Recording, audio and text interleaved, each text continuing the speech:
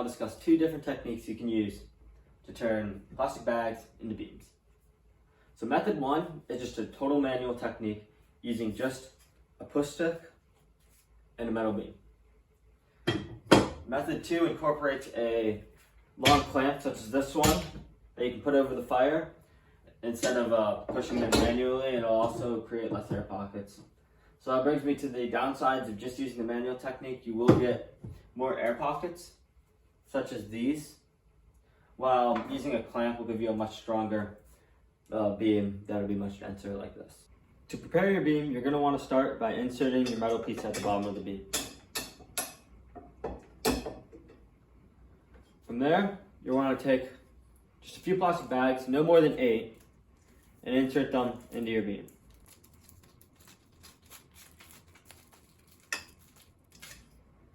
Between each bag, use your plunger to compress the beam fully.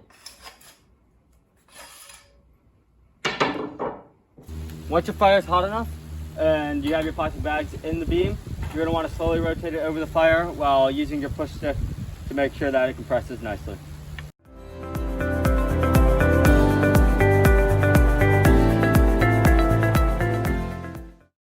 So at this point in the process, when you have most of your plastic bags added, you're just going to want to take cycles of plunging this in and letting it heat up. And if you have something like this where you can put it down and really compress, that'll help a lot more just to get it as solid as you possibly can.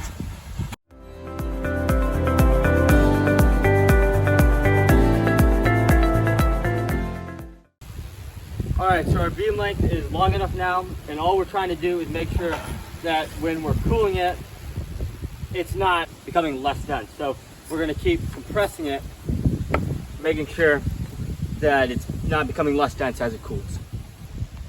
Letting it cool before you try removing it or anything is very important, because as it cools, it'll shrink, which will make it easier to get out, and you won't have to work with the beam just being as hot as it is. Although the process to remove the beam from the mold is still in development, we have found success in using a long clamp such as this one to apply constant pressure while the push stick is pushed in. In addition, we're also applying heat with a blowtorch along the metal beam to soften the plastic. Once we get it going and it's coming out smoothly, we just use the push stick and push it on through. The clamp technique is much easier than the manual technique, and I recommend it if you do have a clamp like this lying around.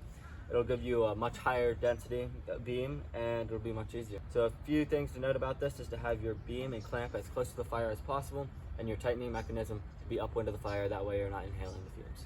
If you do use the clamping technique, I highly recommend using these 3 2x4s just like this and cutting some slots into it to make it much easier to handle the clamp when it's super hot. So directly after you remove the beam from the fire, you're going to want to put it into a rig just like this, remove the beam from the clamp, and it still should be hot enough to push it through.